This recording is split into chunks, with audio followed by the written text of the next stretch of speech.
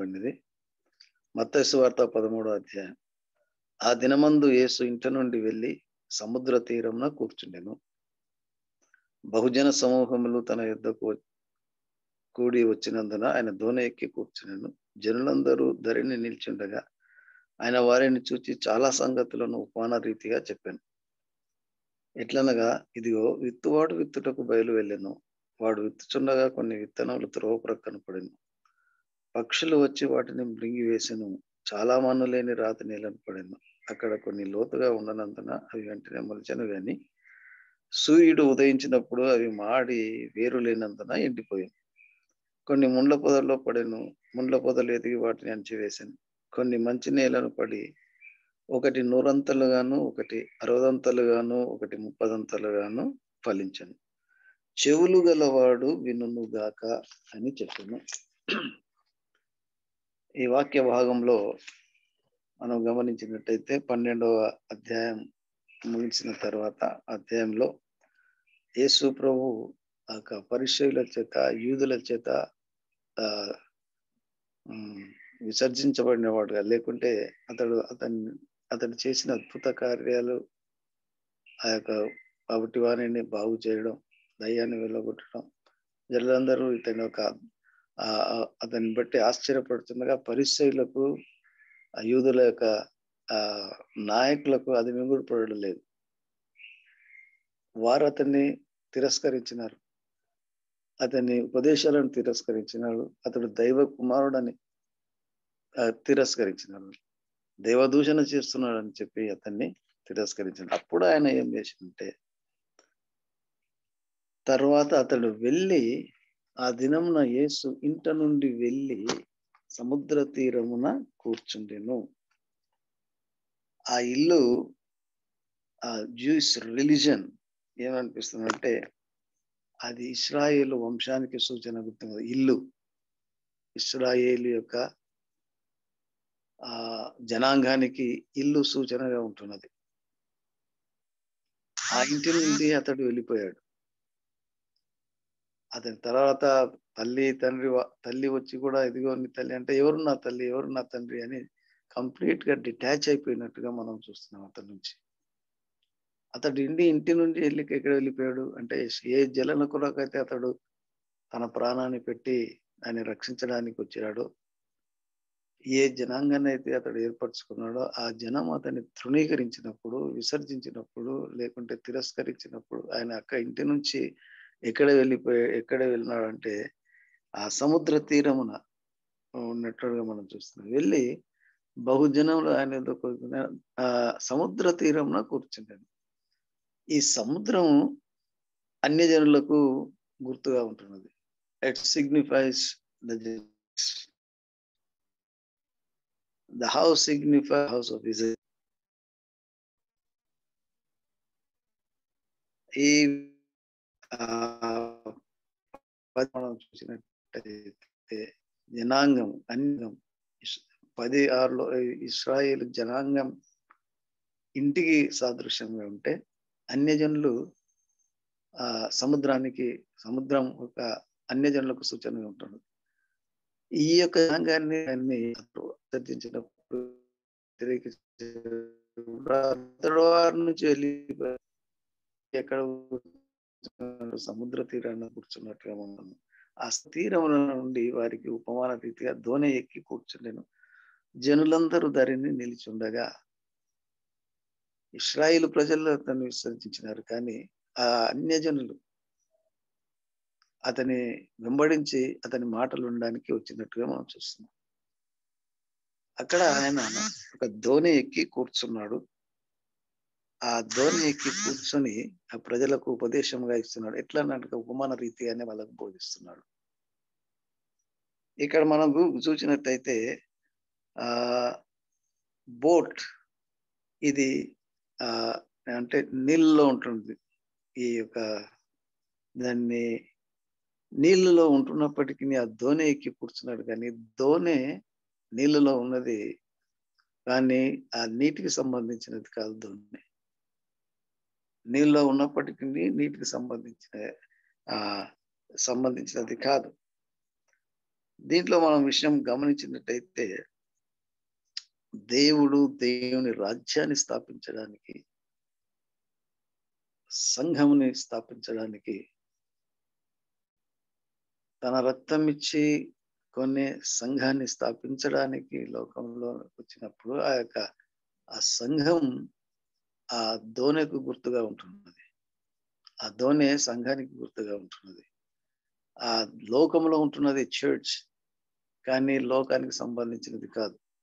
ఎలాగైతే ఆ దోణె సముద్రంలో ఉన్నదో, కానీ ఆ యొక్క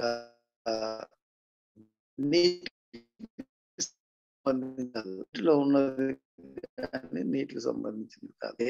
పరలోక రాజ్యం, దేవుడు ఏ రాజ్యాన్ని అయితే స్థాపించబోతున్నాడో, ఏ సంఘాన్ని అయితే స్థాపించబోతున్నాడో అది ఈ లోకంలో ఉంటుంది, కానీ అది లోక సంబంధమైనది కాదు.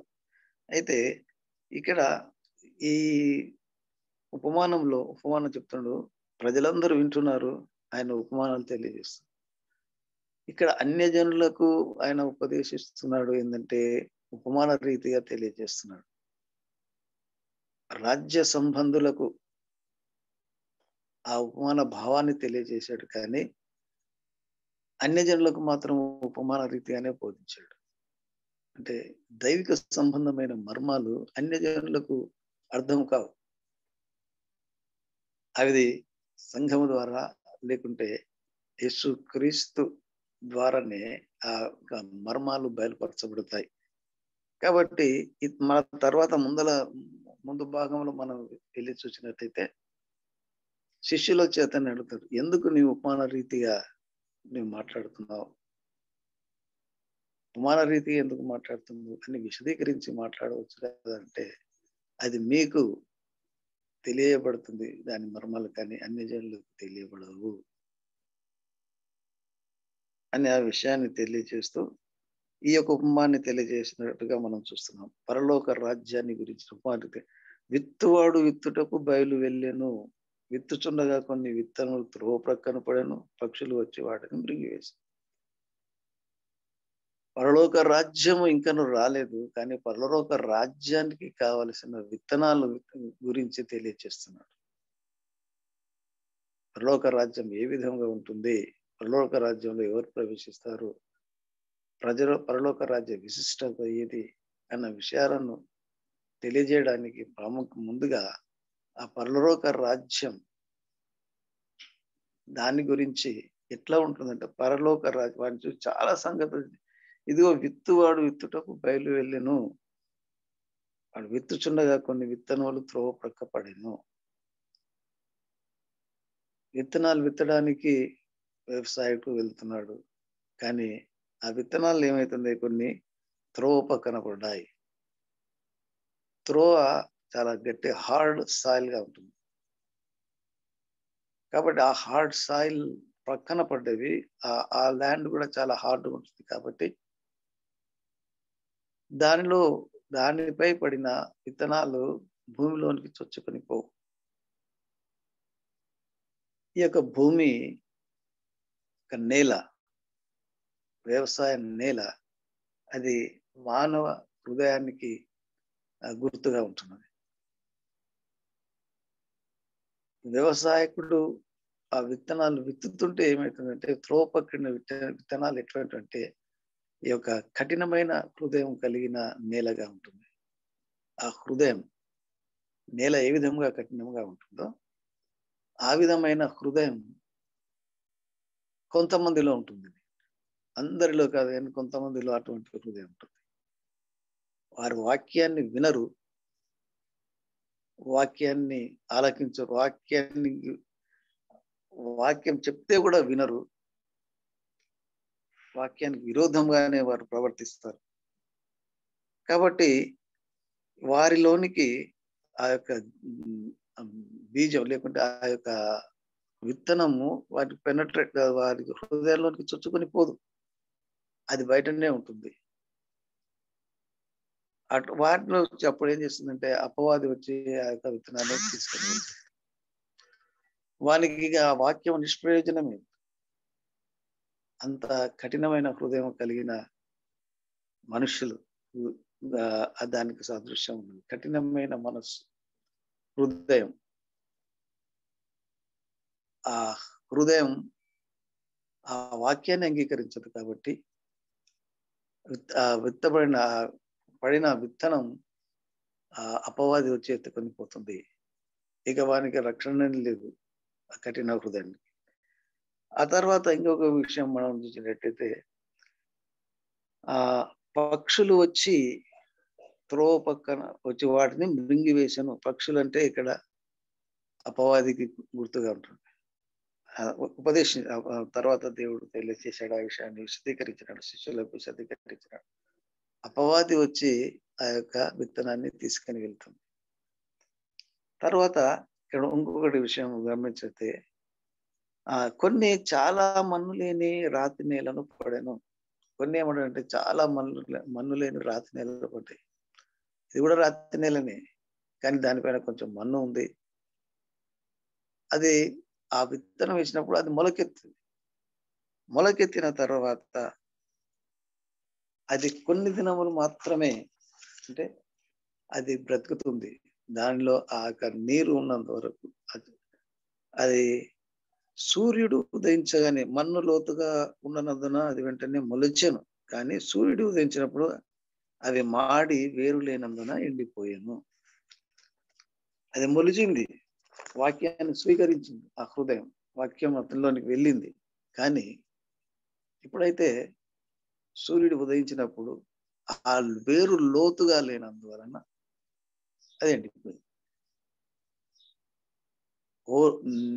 మట్టి ఎక్కువగా లేనందున, మన్ను లోతుగా ఉండనందున వెంటనే మొలిచెను. కానీ సూర్యుడు ఉదయించినప్పుడు అవి మాడి వేరు లేనందున ఎండిపోయాను.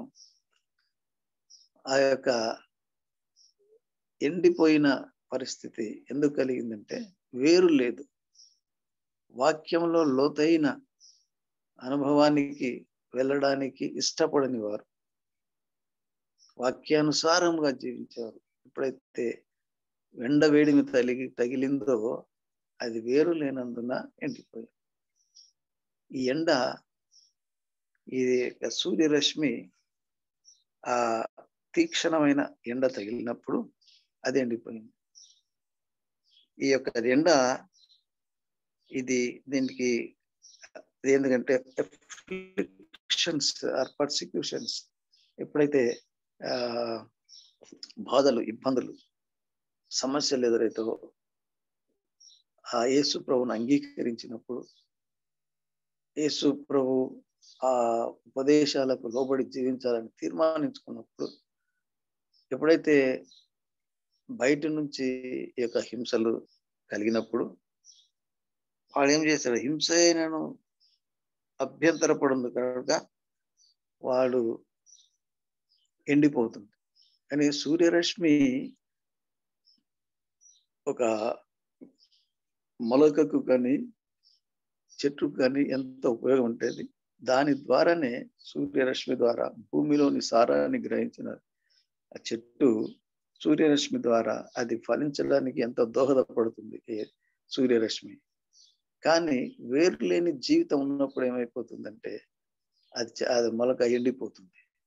అంటే సూర్యరశ్మి ఇక దానికి ఫలించడానికి సహాయపడుతుంది, కానీ వేరు లేని ఆ మొలక ఏమవుతుంది, ఎండిపోతుంది.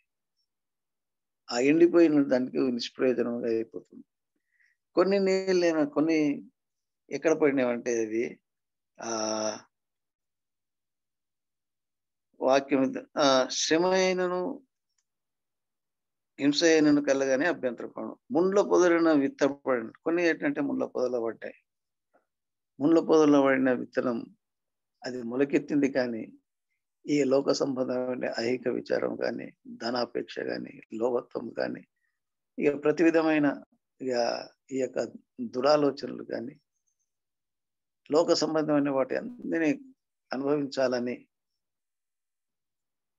దేవుని వాక్యానికి ప్రాధాన్యతనియకుండా తమ స్వప్రయోజనాలను విచారించుకోవడానికే జీవించే మనస్తత్వం కలిగిన వారిలో ఆ యొక్క అతని యొక్క ఉద్దేశాలు కానీ, అతని మనస్తత్వం కానీ, ఐహిక విచారాలు అనేది అంటే ఆ మొలక ఎదగకుండా అణిచివేసేస్తాయి. మొలకెత్తింది, కానీ మొలకెత్తిన జీవితం కలిగి ఉన్నప్పటికీ అది ఐహిక విచారం వలన, లోభత్వం వలన, మోసం వలన, మోహం వలన, అధికార కాంక్ష వలన అనేక వాటి దాన్ని అణిచివేస్తుంది. కానీ అది కూడా దాన్ని ఏ, ఏ, ఉపయోగం లేదు. ఆ ఫలించలేని పరిస్థితి. అది నిష్ఫలమవుతుంది. అయితే మంచి నేల పడిన విత్తనము విని గ్రహించువాడు అట్టివారు సఫలులై, ఒకడు 100 అంతలుగాను, ఒకడు 60 అంతలుగాను, ఒకడు 30 అంతలుగాను ఫలించును. మంచి నేలలో పడిన విత్తనం వాక్యాన్ని గ్రహించి, వాక్యానికి లోబడి, వాక్యానికి విధేయుడై, వాక్యానుసారంగా జీవించే వ్యక్తులకు, విశ్వాసులకు సూచనగా ఉన్నట్లుగా వాక్య భాగంలో దేవుడు యేసు ప్రభు వారి శిష్యులకు విశదీకరించినాడు, వారికి తెలియజేసినాడు. ఈ విధంగా వాక్యము విత్తనంతో పోల్చబడినది. విత్తనము వాక్యంతో పోల్చబడినది. విత్తనంలో దోషం లేదు. ఏదైతే విత్తనం ఆ త్రోవ ప్రక్కన పడ్డదో, ఏదైతే విత్తనం రాత్రి నిలబడినదో, ఏదైతే విత్తనం ముళ్ళ పొదలో పడ్డదో, ఏదైతే విత్తనం మంచి నీళ్ళు పట్టినదో అంత ఒకటే విత్తనం. కానీ ఫలించట్లో ఒక్కొక్క విత్తనం ఏ విధంగా ఫలించింది అంటే అదే హృదయాన్ని, ఒక్కొక్కరి హృదయంలో ఏ విధంగా ఉన్నాయి. నేలకు సంబంధించినది దోషం నేలలో ఉన్నది.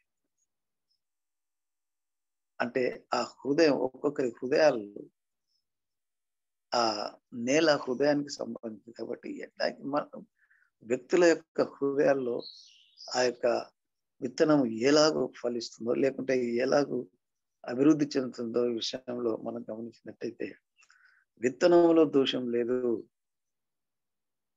ప్రకృతిలో దోషం లేదు, వాతావరణంలో దోషం లేదు. కానీ భూమిలోనే అంటే ఆ హృదయం ఎంత భయంకరమైన హృదయం, అది ప్రజలందరికీ సంబంధించినది.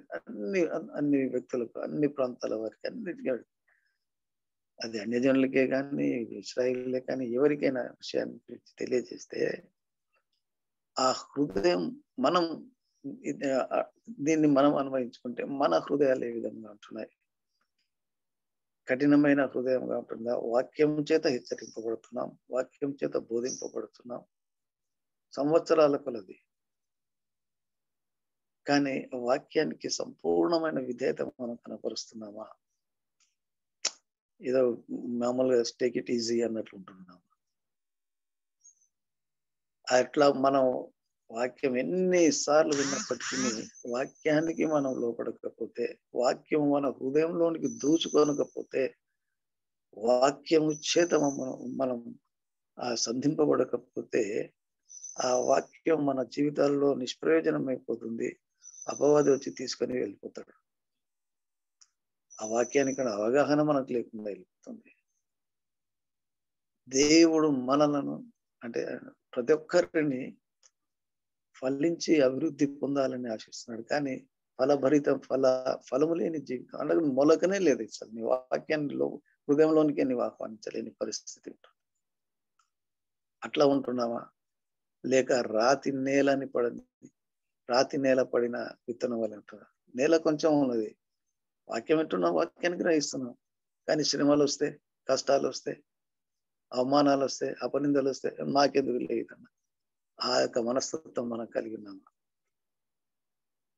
ఆ శ్రమలు వచ్చినప్పుడు మనం ఎండిపోయే స్థితి ఉంటుంది. అంటే వాక్యాన్ని విడిచిపెట్టి, విశ్వాసాన్ని విడిచిపెట్టి భ్రష్టత్వానికి వెళ్ళిపోయే పరిస్థితి. ఆ విధంగా ఉంటున్నాం. లేక ముళ్ళ పొదలో పడిన విత్తనం మొలకెత్తుంది మంచిగానే, సారం నీటిలో భూమిలో ఉన్న తేమను గ్రహిస్తుంది, మొలకెత్తుంది. కానీ ఐహిక విచారం, లోక సంబంధమైన అనేక ఆకర్షణలు, మోసాలు, లోభత్వాలు, హోదాలు అన్నిటికీ తల ఒగ్గి ఆ యొక్క మొలక ఎత్తకుండా దాన్ని అణిచివేసిపోతుంది. అంటే అణిచివేసిపోతుంటే అది ఇక ఫలించదు. అది కొంతవరకు మాత్రమే అది మొలకెత్తుంది. అంటా మన జీవితాలు ఎట్లా ఉన్నాయి? కొంచెం వరకే మనం మొలకెత్తిన తర్వాత వాక్యం మనలో స్వీకరిస్తే మంచిగా ఉపదేశించినప్పుడు మనం సంతోషంతో దాన్ని అంగీకరిస్తాం. కానీ ఎప్పుడైతే ఈ యొక్క లోక సంబంధమైనది, ప్రకృతి సంబంధమైనది, దురాశ సంబంధమైనది, లోక సంబంధం ప్రతి ఆకర్షణకు మనం గురైనప్పుడు ఆ ఆకర్షణను మనం అణిచివేసేస్తాయి. మనం ప్రాధాన్యత లోకానికి ఇస్తాం, లోక సంబంధమైన వాటికి ఇస్తాం, ప్రకృతి సంబంధమైన వాటికి ఇస్తాం. కానీ వాక్యానికి ప్రాధాన్యత ఇయ్యలేకపోవటం ద్వారా అణిచివేయబడు. ఆ తర్వాత మంచి నేల పడిన విత్తనాన్ని మనం గమనించినట్టయితే అది మంచి నేల మీద పడిన విత్తనం అది ఫలించి 30ంతలుగాను, 100ంతలుగాను, 60ంతలుగాను, 30ంతలుగాను ఫలించును. మంచి నేల పడిన విత్తనం ఆ వాక్యాన్ని స్వీకరించి, వాక్యాన్ని గైకొని, వాక్యానికి లోబడి, వాక్యానుసారంగా జీవిస్తూ, దేవుని కృపను బట్టి, ఆయన అనుగ్రహించే ప్రతి విధమైన ఆధిక్యతను బట్టి ఫలించే వారంగా, ఆ ఫలాలను దేవునికి ప్రీతిపాత్రమైన మన జీవితం కలిగి ఉండాలని, మన జీవితాల ద్వారా, ఫలభరితమైన జీవితం ద్వారా దేవుని నామాన్ని ఘనపరచబడాలని దేవుని సంకల్పం, దేవుని ఉద్దేశం ఏంటంటే, కాబట్టి మనం మనల్ని గమనించుకుందాం. మనం క్రైస్తవులుగా కనబడుతున్నాం. అన్యులను విడిచిపెట్టండి. అన్యుల జీవితాలను బట్టి మనం ఆలోచన, ఈ అన్యులకే మనం ఈ వాక్యం అన్నట్టు ఆలోచన మనలో చాలా మందిలో ఉంటుంది. కానీ క్రైస్తవులంగా మనం వాక్యాన్ని స్వీకరించిన పిల్లలంగా, విమోచింపబడిన వారంగా, వాక్యము చేత హెచ్చరింపబడుతున్నప్పుడు, వాక్యము చేత మనం సంధింపబడుతున్నప్పుడు, వాక్యానికి మనం ఏ విధంగా విధేయులం అవుతున్నామో, వాక్యానికి ఏ విధముగా మనం వాక్యాన్ని గాయకుంటున్నాం, ఈ సత్యాల ఈ విషయాన్ని మనల్ని గమనించుకుంటే, మనల్ని మనం పరిశీలించుకుంటే, మనం ఎటువంటి స్థితిలో, యా స్థితిలో ఉన్నాం? మొదటి స్థితిలో ఉన్నామా? రెండవ స్థితిలో ఉన్నాం? మూడవ స్థితిలో ఉన్నాం? నాలుగవ స్థితిలో ఉన్నాం? మొదటి 3 స్థితిల్లో మనం ఉంటే కూడా మనం ఫలించలేని, నిష్ఫలమైన, నిరర్థకమైన జీవితమే, ఉపయోగం లేని జీవితమే. దేవుడు మనల్ని ఆశించినది మన జీవితంలో పొందకపోవటం ద్వారా మనకు నష్టమే. రక్షణానందము లేని జీవితంలోనికి మనం ఉంటాం. కాబట్టి యేసు ప్రభువును మొట్టమొదటిగా యూదులు తిరస్కరించారు.